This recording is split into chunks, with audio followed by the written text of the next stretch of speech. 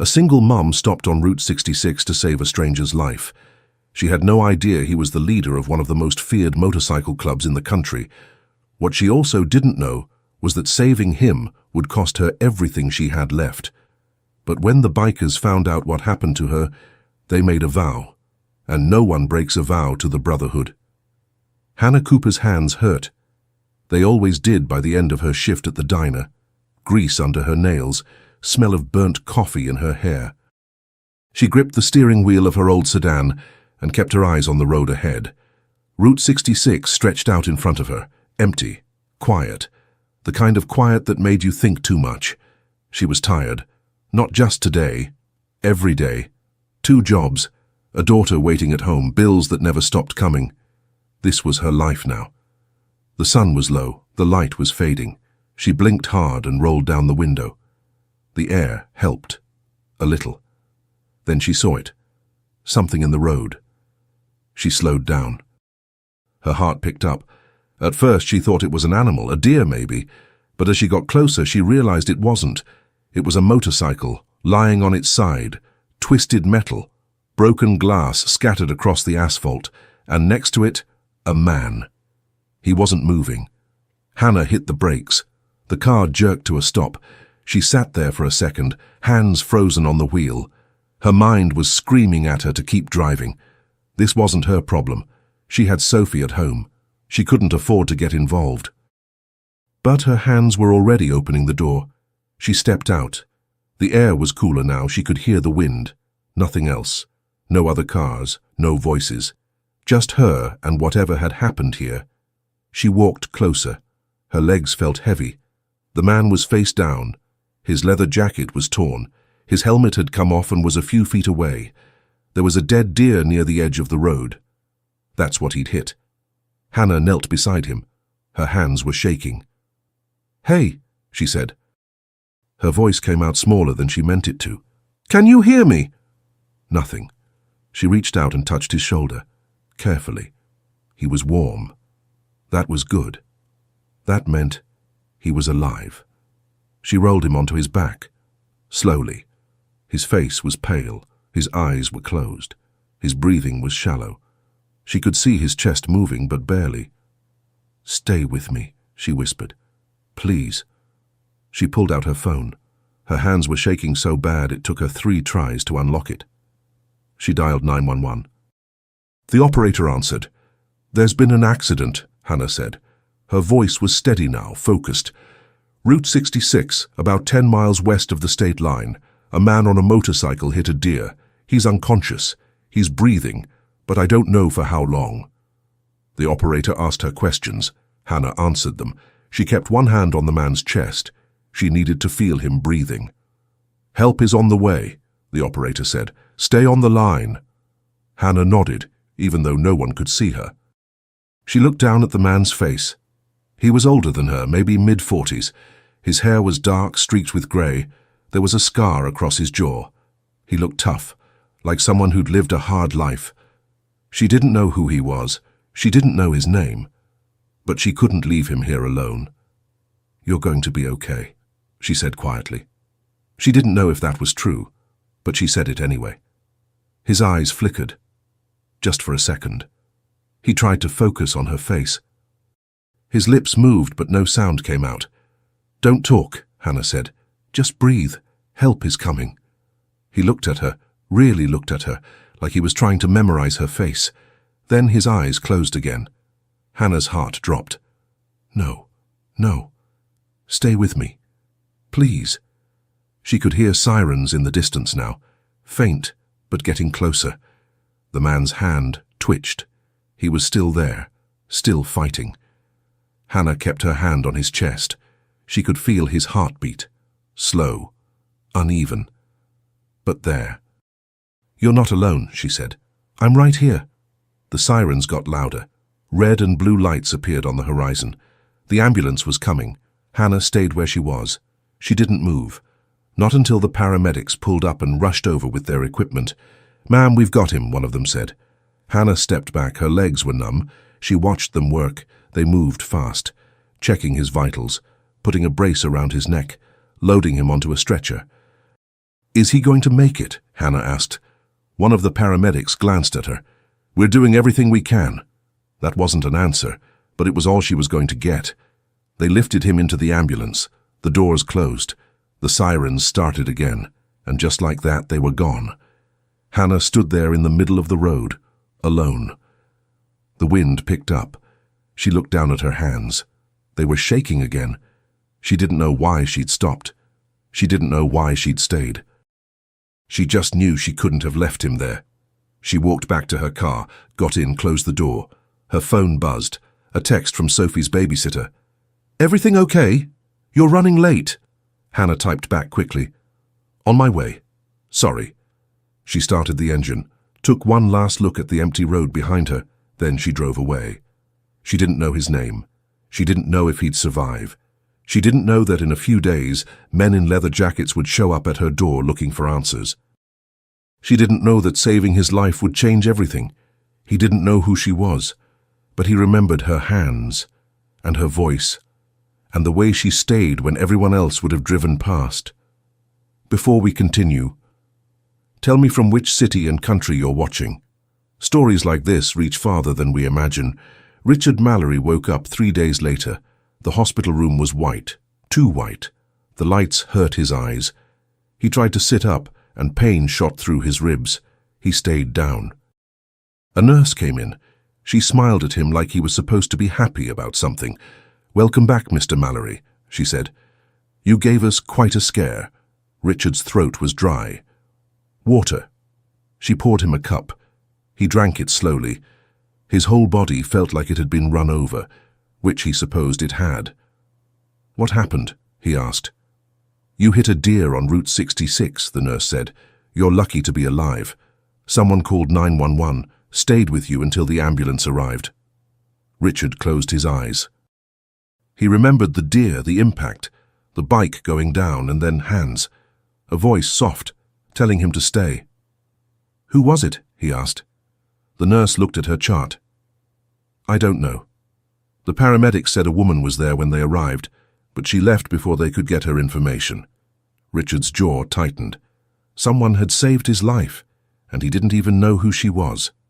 The door opened. Jason McAllister walked in. Tall, broad-shouldered, with a greying beard and a leather vest that had seen better days.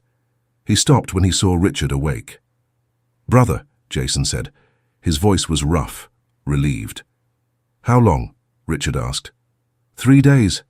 We've been taking shifts, waiting for you to wake up. Richard nodded. That's what family did. The woman who called it in.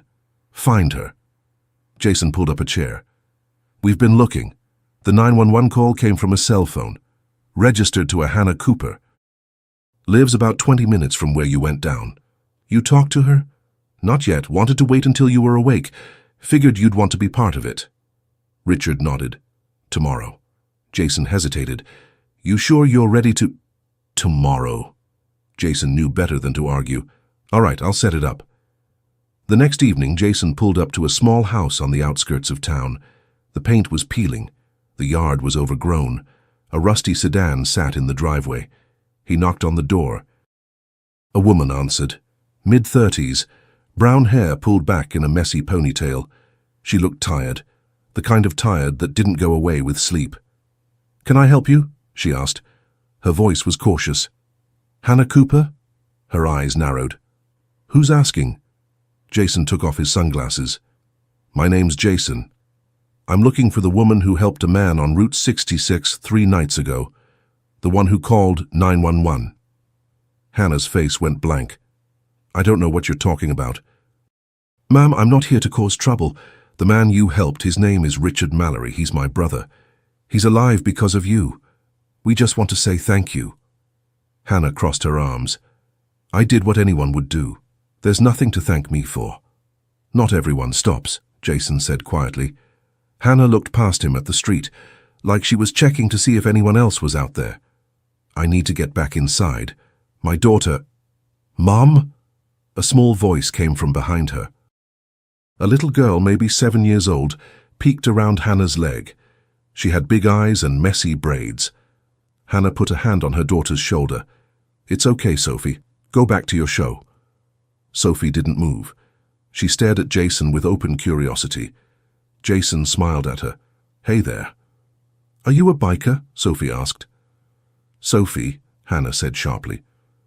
"Yes, I am," Jason said. Sophie's eyes went wide. "Cool." Hannah gently pushed her back inside. "Go, now." Sophie disappeared. Hannah turned back to Jason. Her face was hard now, closed off. "Look," she said, "I'm glad your friend is okay, but I don't want any trouble. I don't know you. I don't know him. I just happened to be driving by. That's it." Jason studied her. She was scared. Not of him exactly, but of something. "Can I ask you something?" he said. Hannah didn't answer. "Why'd you leave before the paramedics could talk to you?" "I had to get home." "That's not why." Hannah's jaw tightened. "I don't owe you an explanation." "No," Jason said, "you don't. But Richard remembers you. He remembers your hands, your voice. He wants to thank you himself." Hannah shook her head. "Tell him he's welcome, and tell him to forget about me." She started to close the door. "Wait," Jason said. "If you ever need anything—" "I don't," Hannah said. And she shut the door. Jason stood there for a moment. Then he walked back to his bike. He didn't leave right away. He sat there, looking at the house. He noticed things. The envelope taped to the door with red letters, the broken gutter hanging off the roof, the lawn that hadn't been mowed in weeks.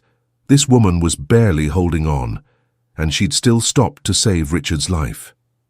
Jason started his bike and drove away, but he didn't forget what he'd seen. 2 days later, Jason walked into Richard's hospital room. Richard was sitting up now, still bruised, still healing, but stronger. "Did you find her?" Richard asked. Jason nodded. "I did." "And?" "She doesn't want anything to do with us." Richard frowned. "Why?" Jason sat down. "I don't know, but she's scared of something. I could see it." "Scared of what?" "Not sure. But I saw her house, Richard. She's struggling. Bad." Richard was quiet for a moment. "What do you mean?" Jason told him. The peeling paint, the overgrown yard, the envelope on the door, the little girl watching from behind her mother's leg. "She saved your life," Jason said, "and she's drowning." Richard stared at the ceiling, his hands clenched into fists. "Find out more." "Richard, I'm not letting this go, Jason. Someone saves my life and I find out they're in trouble. That's not how we do things." Jason nodded slowly. "All right, I'll dig around." Quietly. "Good." Jason stood to leave, but he stopped at the door. "Richard, she told me to tell you to forget about her." Richard looked at him. "I can't." Jason spent the next week asking questions. He talked to people in town, quietly. Carefully. He didn't want to spook Hannah or put her in a worse position. He learned she worked 2 jobs, one at a diner, one cleaning offices at night. She'd been doing it for 2 years, ever since her husband left. He learned she had a daughter, Sophie, 7 years old, smart kid. Teachers loved her. He learned Hannah was behind on her mortgage. Way behind. The bank had sent her multiple warnings. She was 2 months away from losing her house. Jason sat in his truck outside the diner where Hannah worked. He watched her through the window.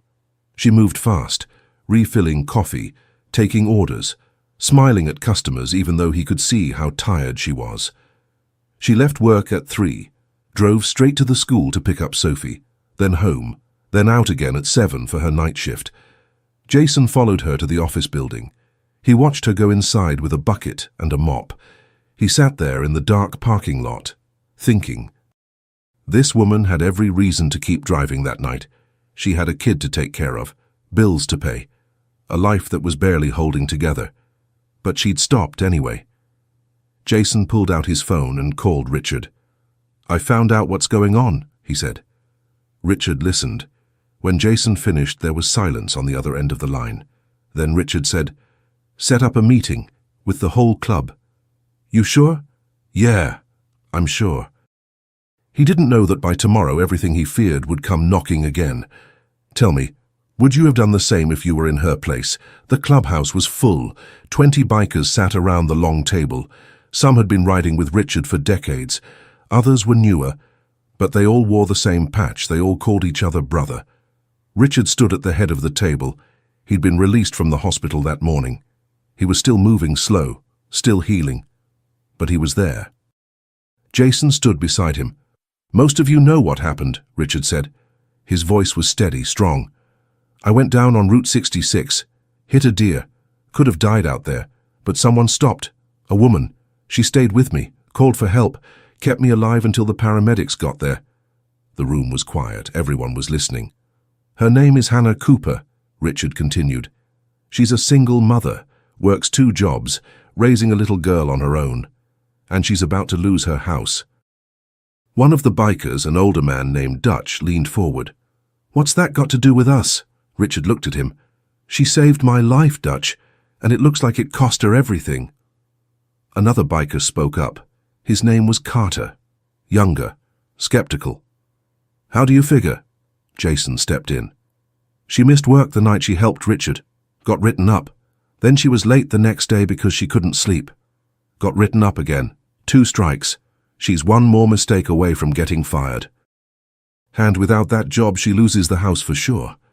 Carter crossed his arms. "That's rough, but people have hard lives. We can't save everyone." "We're not talking about everyone," Richard said. His voice had an edge now. "We're talking about the woman who saved me." "With respect, boss," Carter said. "We don't know her. We don't know what she wants. Maybe she doesn't want our help." "She doesn't," Jason said. "I already talked to her. She told me to leave her alone." The room shifted. A few bikers exchanged glances. Dutch spoke again. "Then why are we here?" Richard's jaw tightened. "Because I owe her. We owe her. And I don't care if she wants our help or not. We're going to find a way to give it." Carter shook his head. "This doesn't feel right, Richard. Forcing help on someone who doesn't want it, that's not who we are." "No," Richard said. "But leaving someone to drown when we can pull them out, that's not who we are either." The room went quiet again. A woman's voice cut through the silence. "I agree with Richard." Everyone turned. A woman sat near the back. Her name was Diane. She'd been riding with the club for 15 years. She didn't speak often, but when she did, people listened. "Go on," Richard said. Diane stood up. "I've been where that woman is, after my divorce. 2 kids. No money. I was drowning. And you know what saved me?" She looked around the room. "This club. You didn't ask if I wanted help. You just showed up. Fixed my car. Paid my electric bill. Watched my kids so I could work. You didn't make a big deal out of it. You just did it." She paused. "Let that sink in." "This woman doesn't know us," Diane continued. "She probably thinks we're dangerous. Hell, maybe she's got good reason to think that, but that doesn't mean we walk away. We find a way to help her. Quietly, without making her feel like she owes us." Dutch nodded slowly. "All right, I'm in." One by one, the others agreed, even Carter. He didn't look happy about it, but he nodded. Richard looked around the table. "Good. Jason's been digging into her situation. Jason, tell them what you found." Jason pulled out a folder. Hannah Cooper, 34 years old, married at 22. Husband walked out 3 years ago. Left her with a 7-year-old daughter and a mortgage she can't afford. She works at Betty's Diner during the day, cleans offices at night. She's 2 months behind on her house payments. The bank sent her a final notice last week. If she doesn't come up with $50,000 in the next 6 weeks, they're taking the house. Someone whistled low. "50 grand, Dutch said. "That's a lot." "It is," Jason agreed. "But it's not impossible." Richard leaned forward. "We've done fundraisers before, rides for veterans, toy drives. We can do this." Carter spoke up again. "And if she finds out? If she figures out we're behind it?" "Then we deal with it," Richard said. "But we do it anyway." Hannah didn't notice the bikers at first. She was too busy, too tired, too focused on getting through each day. But then small things started happening. A regular at the diner left her a $100 tip. When she tried to give it back, he said, "Keep it, you earned it." An envelope showed up in her mailbox. No return address. $500 in cash. A note that said, "For Sophie." Someone paid her electric bill. The power company called to confirm. She told them there must be a mistake. They said there wasn't. Hannah sat at her kitchen table, staring at the envelope. Her hands were shaking. Sophie was doing homework at the table. She looked up. "What's wrong, Mom?" Hannah forced a smile. "Nothing, baby. Just someone did something nice." "That's good, right?" "Yeah," Hannah said. But her voice didn't sound sure. Jason watched from across the street. He saw Hannah go inside her house. Saw the lights turn on. Saw her shadow move past the window. He'd been the one to pay her electric bill. Anonymously, just like Richard had told him to. But watching her now, he wondered if they were doing the right thing. His phone buzzed. A text from Richard. "How'd it go?" Jason typed back. "Done. But I don't think she's happy about it." "She doesn't have to be happy. She just has to be safe." Jason put his phone away. He started his bike and rode off. 2 days later, Hannah got another surprise. She was cleaning an office building when her supervisor approached her. "Hannah, can I talk to you for a minute?" Hannah's stomach dropped. She thought she was getting fired. "Did I do something wrong?" No, the supervisor said quickly. "Actually, the opposite. We got a call from a local business. They want to sponsor some of our staff. Help with expenses. You're on the list." Hannah blinked. "What?" "They're offering to cover 1 month of your mortgage. No strings attached. They just want to help." Hannah felt dizzy. "Who is it? What business?" The supervisor checked her notes. "It's anonymous. They didn't want recognition. They just wanted to help people in need." Hannah sat down. Her legs wouldn't hold her anymore. "Are you okay?" the supervisor asked. Hannah nodded, but she wasn't okay. She was terrified. Someone was helping her, and she didn't know who, or why, or what they wanted in return. That night, Hannah couldn't sleep. She lay in bed staring at the ceiling, running through possibilities in her mind. Maybe it was a church, maybe a charity, maybe someone who'd heard about her situation and wanted to help. But deep down, she knew. It was the bikers. It had to be. She got out of bed and went to the kitchen, poured herself a glass of water. Her hands were still shaking. She thought about the man she'd saved, Richard Mallory. She'd looked him up online after Jason came to her door. Found out he was the leader of a motorcycle club, not a gang, but not exactly saints either. She'd also found out he'd been in the hospital for 3 days, that he'd woken up asking about her. Hannah closed her eyes. She didn't want this. She didn't want to owe anyone anything, especially not people like them. But she also didn't want to lose her house. She hated herself for even thinking it. But the thought was there. If they wanted to help, maybe she should let them. No, she couldn't. She wouldn't. She'd find another way. The next morning, Hannah drove to the bank. She asked to speak to Janet Holloway, the loan manager. Janet was a woman in her 50s, professional, cold. She'd been the one to send Hannah the final notice. "Miss Cooper," Janet said, not bothering to smile, "what can I do for you?" Hannah sat down. "I need more time." Janet sighed. "We've already given you extensions. Multiple extensions. I can't keep pushing this back." "I know, but I'm working on it." "I just need a little more time." Janet opened Hannah's file, looked at the numbers. "You're 2 months behind, nearly $15,000 in arrears. Even if I wanted to help you, my hands are tied. The bank has rules." "I'll pay it," Hannah said. Her voice was desperate now. "I just need—" "6 weeks," Janet interrupted. "That's all you have left. If you don't have the full amount by then, the house goes to auction." Hannah felt tears burning behind her eyes. She refused to let them fall. "There has to be something—" "There isn't," Janet said, not unkindly but firmly. "I'm sorry, Ms. Cooper, I really am, but this is business." Hannah stood up. She didn't trust herself to speak. She just walked out. She sat in her car in the parking lot for 20 minutes, just sat there, trying to breathe, trying not to fall apart. Her phone rang. She looked at the screen. It was Sophie's school. Hannah answered. "Hello? Miss Cooper, this is Principal Davidson. Nothing's wrong. I just wanted to let you know that someone made a donation to the school in Sophie's name. It's covering her lunch account for the rest of the year. And there's some left over for field trips." Hannah closed her eyes. "Who was it?" "Anonymous," the principal said, "but very generous. I wanted to make sure you knew." "Thank you," Hannah whispered, and she hung up. She sat there in her car and finally let herself cry. That night, Jason got a call from one of the guys who worked at the school. A biker named Tony. His wife was a teacher there. "She's asking questions," Tony said. "Hannah Cooper, she knows someone's helping her. And she's not happy about it." Jason sighed. "What did she say?" "She didn't say anything. But my wife said she looked scared, like she thinks someone's going to come asking for favors." Jason rubbed his face. "All right, thanks for the heads up." He hung up and called Richard. "We've got a problem," Jason said. "What kind of problem?"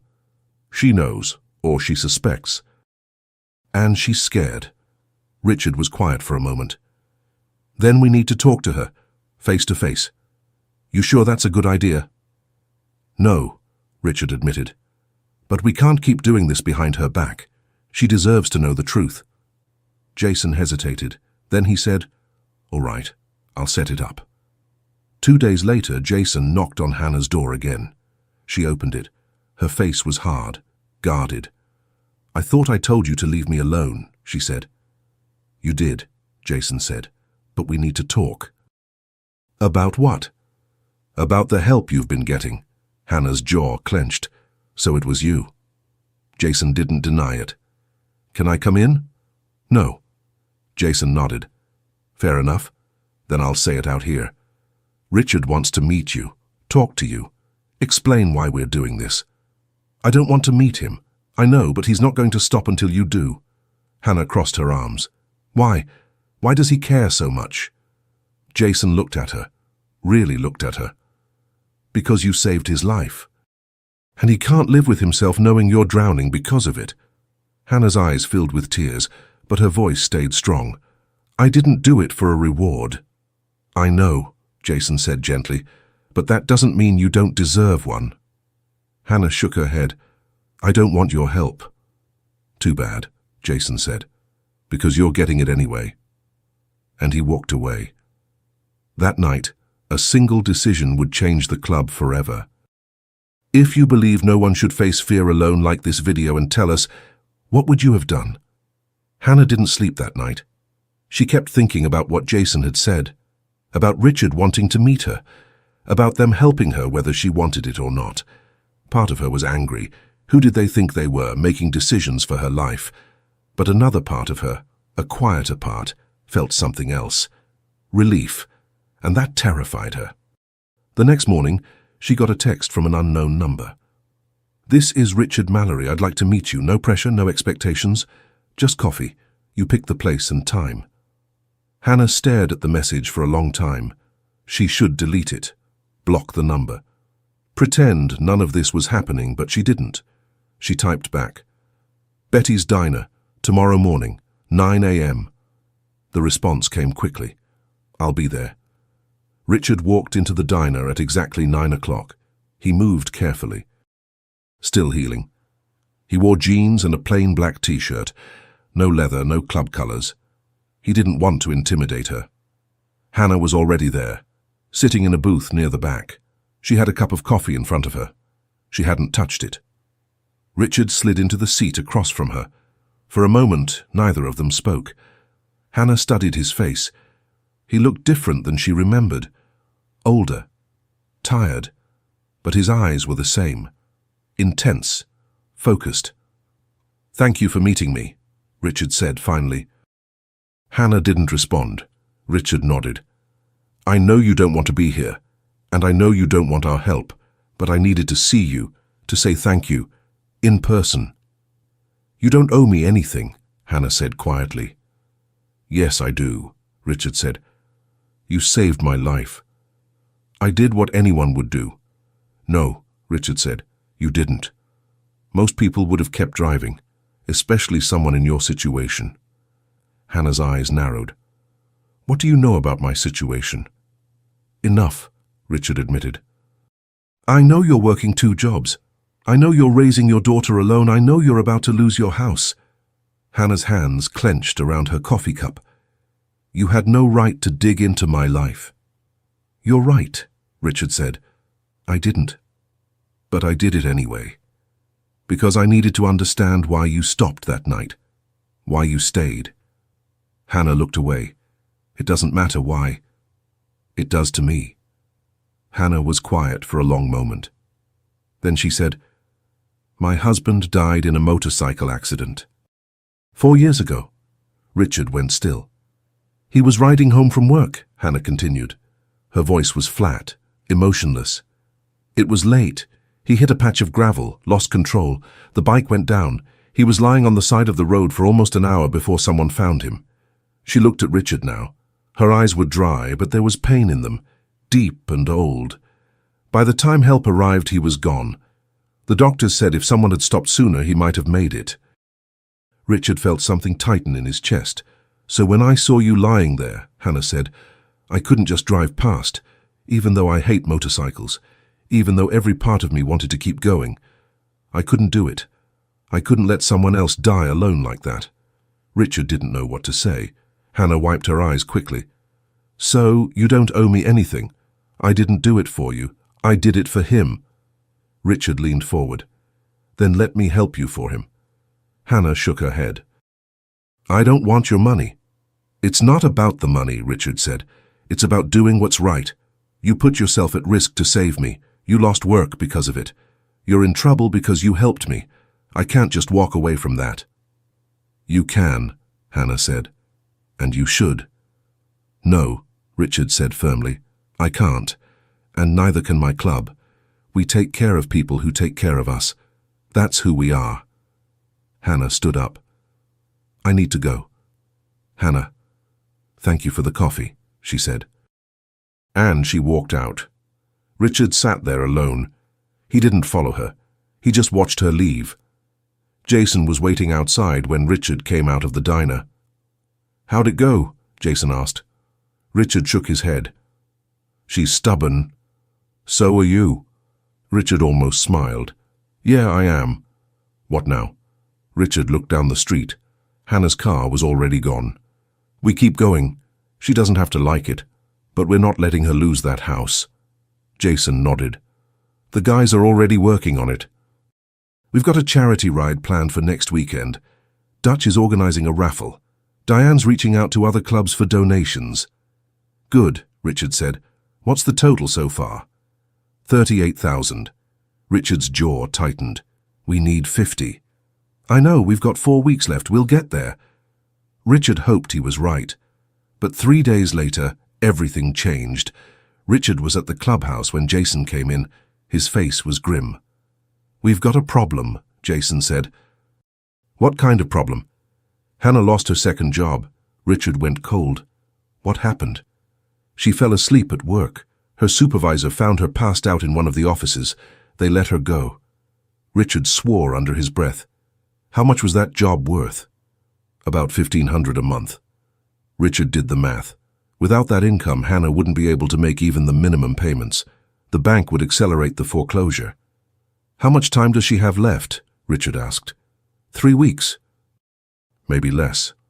Richard stood up. Then we move faster. The charity ride happened that weekend. Over 200 bikers showed up. They rode together through the valley, a long line of motorcycles stretching for miles. People came out of their houses to watch. Kids waved from the sidewalks.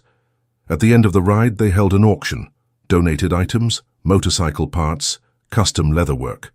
One guy donated a vintage Harley. It sold for $12,000. By the end of the day, they'd raised another $8,000. Total, $46,000. They were close, but not close enough. Richard stood in the clubhouse that night, looking at the numbers on the whiteboard. 4,000 short, Dutch said. We've got 2 weeks left. We can do another fundraiser, maybe a poker run. There's no time, Richard said. Even if we pull it together, we won't make it. The room went quiet. Carter spoke up. "We could ask other clubs. Reach out to the network." "We already did," Diane said. "They sent what they could." Richard rubbed his face.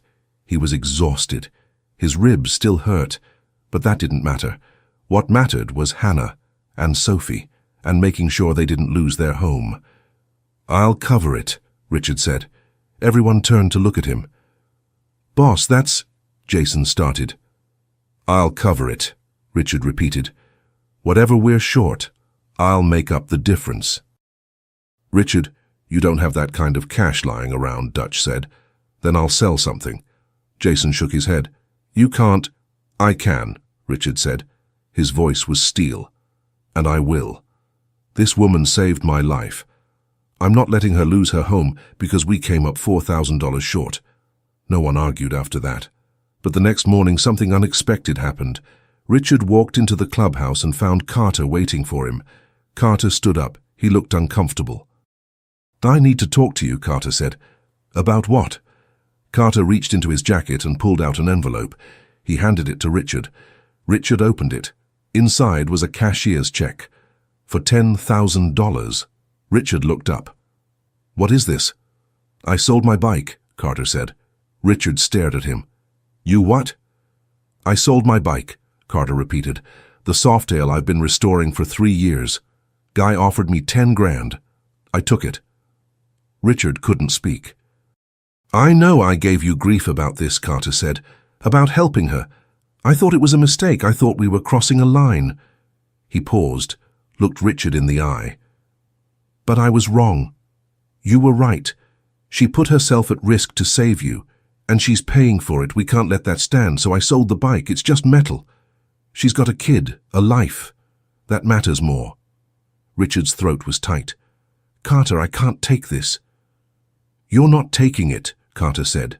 "I'm giving it. To her. Through you." Richard looked down at the check in his hand, then back at Carter. "Thank you, brother," Richard said quietly. Carter nodded. "Don't mention it to anyone. I don't want her to know." He walked out. Richard stood there alone, holding the check, feeling something he hadn't felt in a long time. Hope. 2 days before the foreclosure deadline, Jason delivered the money to the bank. $56,000.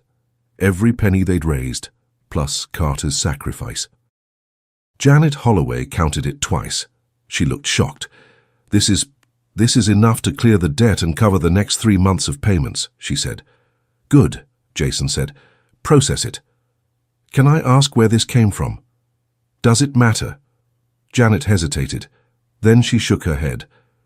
"No, I suppose it doesn't." She processed the payment, printed out a receipt, handed it to Jason. "Tell Ms. Cooper her home is safe," Janet said. Jason took the receipt. "I will." That evening, Jason drove to Hannah's house. He knocked on the door. Hannah answered. She looked exhausted, defeated, like she'd already accepted losing everything. "What do you want?" she asked. Jason held out the receipt. Hannah took it, read it. Her eyes went wide. "What is this?" she whispered. "Your house is paid off," Jason said. "You're safe." Hannah's hands started shaking. "How? I don't understand." "The club raised the money," Jason said. "All of it. Charity rides, auctions, donations from other clubs across the state. Everyone wanted to help." Hannah sank down onto the porch steps. She was crying now, silent tears streaming down her face. "Why?" she asked. "Why would you do this?" "Because you saved Richard's life," Jason said simply, "and because you deserved better than what you were getting." Sophie appeared in the doorway. "Mom, what's wrong?" Hannah pulled her daughter close, held her tight. Jason turned to leave. "Wait," Hannah said. He stopped. Hannah stood up. She walked over to him, and for the first time since this whole thing started, she looked him in the eye without fear. "Thank you," she said. Jason nodded. "You're welcome. I need to thank Richard too." "You will," Jason said. "When you're ready." From that moment on, she was no longer an outsider.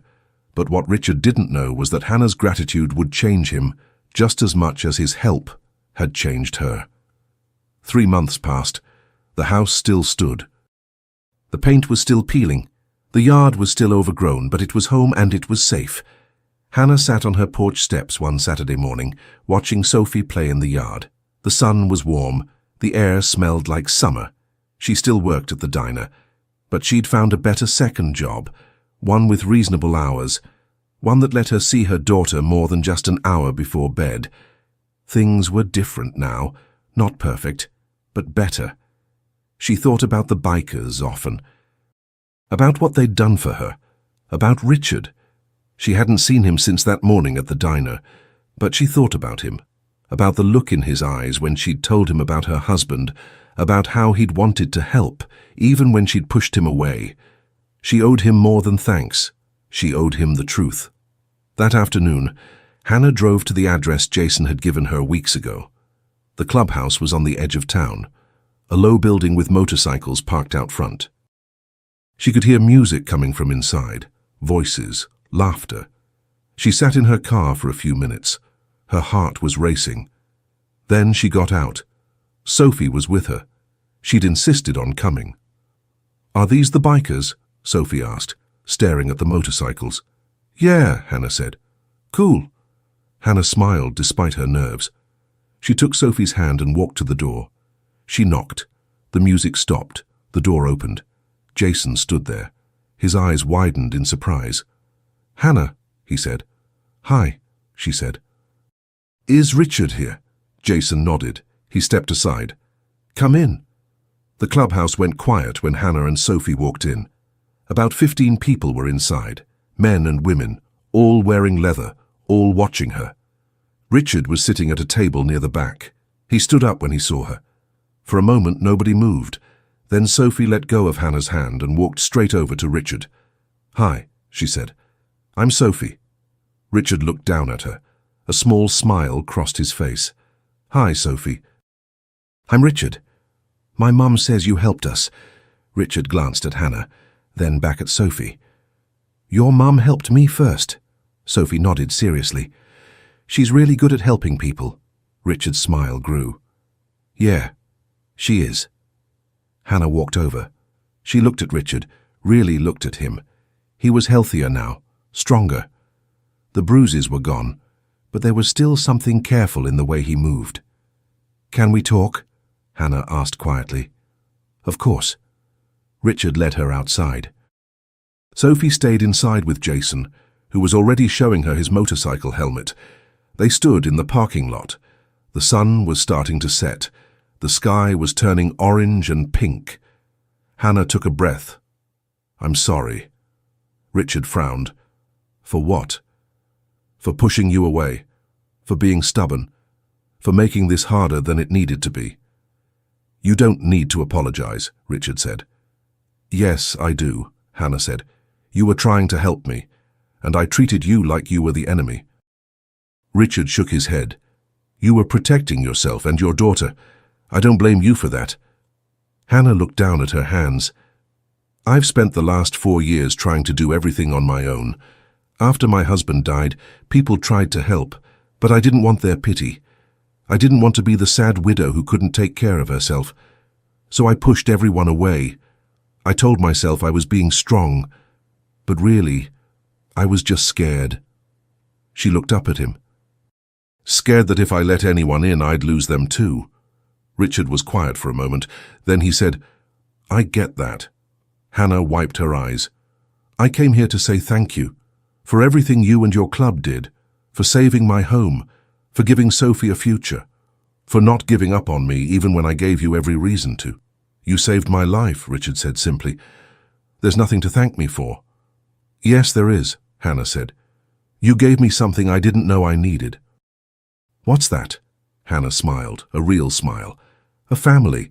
Richard invited her to stay for dinner. The club was having a cookout.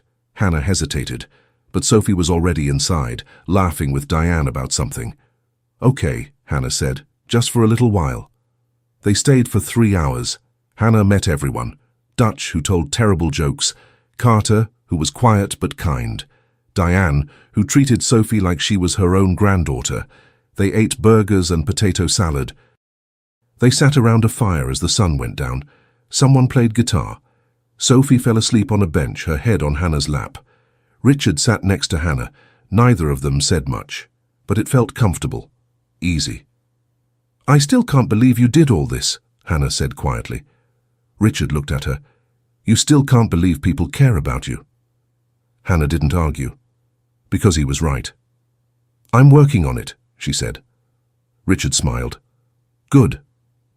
A few weeks later, Hannah got a call from Jason. "We're doing a ride this weekend," he said. "Just for fun, no fundraiser, no pressure. But we'd like you and Sophie to come if you want." Hannah thought about it. "I don't have a bike." "You can ride with me," Jason said, "or with Richard, your choice." Hannah felt something flutter in her chest. Nerves, but also excitement. "Okay," she said. "We'll be there." Saturday morning, Hannah and Sophie showed up at the clubhouse. There were about 20 bikes lined up, engines rumbling. The sound was loud, powerful. Sophie's eyes were huge. "Mum, can I ride one?" "Not until you're older," Hannah said.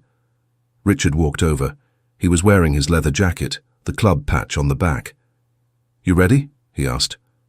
Hannah looked at the bikes, at the people, at Richard. She thought about her husband, about the accident, about all the years she'd spent hating motorcycles, blaming them for taking him away. But standing here now, she realized something. It wasn't the bike that killed him. It was the fact that nobody stopped. And these people, they would always stop. "Yeah," Hannah said, "I'm ready." Richard handed her a helmet, helped her put it on. Then he helped Sophie onto the back of Jason's bike. "You take care of her," Hannah told Jason. "With my life," Jason said, and she believed him. Richard got on his bike. Hannah climbed on behind him. "Hold on," Richard said. Hannah wrapped her arms around his waist. The engine roared to life beneath them. She felt the vibration through her whole body. Her heart was pounding. And then they were moving. The ride was everything she didn't know she needed. The wind in her face. The open road stretching ahead. The sound of engines all around her. The feeling of being part of something bigger than herself. Sophie was laughing on the bike ahead of them, her arms spread wide like she was flying. Hannah felt tears on her face, but they weren't sad tears. They were relief and joy and freedom. They stopped at a diner about an hour outside of town. The whole club piled in, loud and laughing and alive. Hannah sat in a booth with Richard and Sophie. They ordered pancakes. Sophie told Richard about school, about her favorite teacher, about the book she was reading.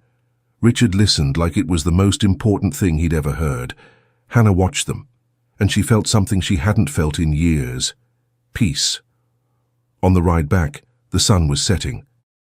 The sky was painted in shades of gold and pink. They pulled off the road at a scenic overlook. Everyone got off their bikes, stretched, took pictures. Richard walked over to Hannah. "You okay?" he asked. Hannah nodded. "Yeah, I'm good." He smiled. "Good."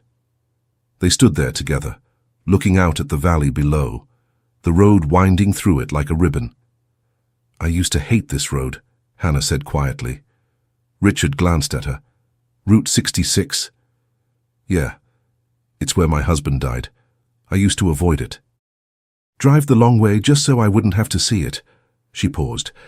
"But the night I found you, I was too tired to take the long way, so I took the 66, and I hated every second of it, until I saw you lying there, and then I didn't hate it anymore." Richard didn't say anything.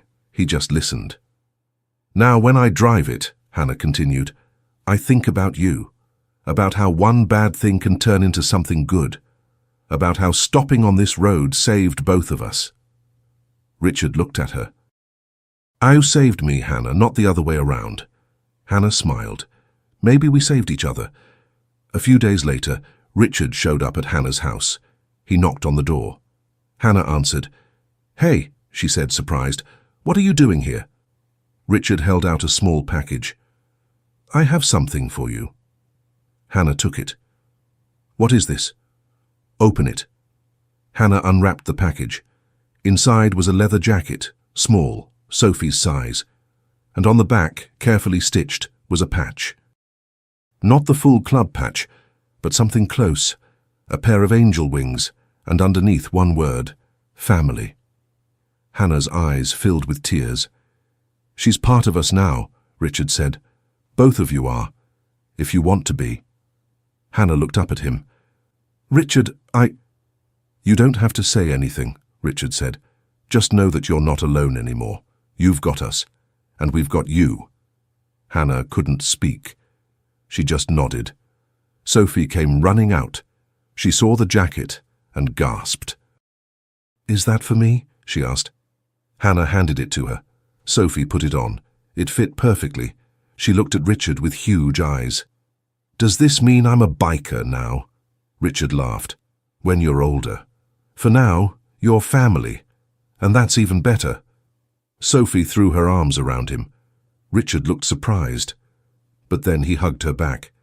Hannah watched them, and she realized something. She'd been so afraid of losing people that she'd stopped letting anyone in. But these people? They weren't going anywhere. 6 months later, Hannah was closing up the diner when her phone rang. It was Richard. "Hey," she said. "What's up? Can you come to the clubhouse? There's something I want to show you. Now." "Yeah, if you can." Hannah checked the time. Sophie was at a friend's house. She had an hour before pickup. "Okay, I'll be there in 10 minutes. When she arrived, the clubhouse was dark. No bikes outside, no music. She walked to the door. It was unlocked. She pushed it open. The lights came on. "Surprise!" Hannah jumped. The entire club was there, and so were other people, her co-workers from the diner, Sophie's teacher, the principal, even Janet Holloway from the bank. And in the center of the room was a cake with candles. Hannah stared. "What is this?" "It's your birthday," Diane said, smiling. Hannah had forgotten. She always forgot her own birthday. "How did you—" "Sophie told us," Richard said. He walked over. "She said you never celebrate. So we thought we'd celebrate for you." Hannah looked around the room. At all these people, people who cared, people who showed up, her family. She started crying. Sophie ran over and hugged her. "Don't cry, Mom. It's a happy day."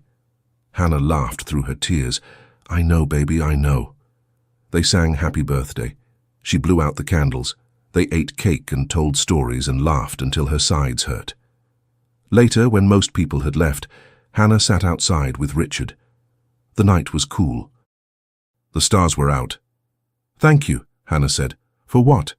"For this. For everything. For not giving up on me." Richard looked at her. "You made it easy," Hannah laughed. "I really didn't." Richard smiled. "Okay, you made it hard, but you were worth it." Hannah felt her face get warm. She looked away. Richard stood up. "Come on, there's one more thing." He led her to his bike, pulled something out of the saddlebag. It was a jacket, her size, black leather. And on the back, the same patch Sophie had. Family. "You're one of us now," Richard said. "If you want to be." Hannah took the jacket, put it on. It fit perfectly. She looked at Richard. "I want to be." Final scene. 3 years later, Route 66, late afternoon. The sun low on the horizon. A convoy of motorcycles rode down the highway. 20 bikes, maybe more. In the middle of the pack, Richard rode alone, strong, healed, alive. A few bikes back, Hannah rode her own motorcycle. Sophie sat behind her wearing her jacket, arms wrapped around her mother's waist, smiling. They passed the spot where it all began, the place where Richard had crashed, where Hannah had stopped. Richard slowed down, raised 2 fingers off the handlebar. A silent salute. Hannah did the same. The convoy kept moving, together, a family bound not by blood, but by loyalty, by choice, by love. The desert stretched out around them, endless, beautiful, unforgiving. But they weren't alone in it anymore. Sometimes the people who save others are the ones who needed saving most, and on that road, they both finally found home. If this story touched you, Subscribe and tell us where you're watching from. You're part of this family now.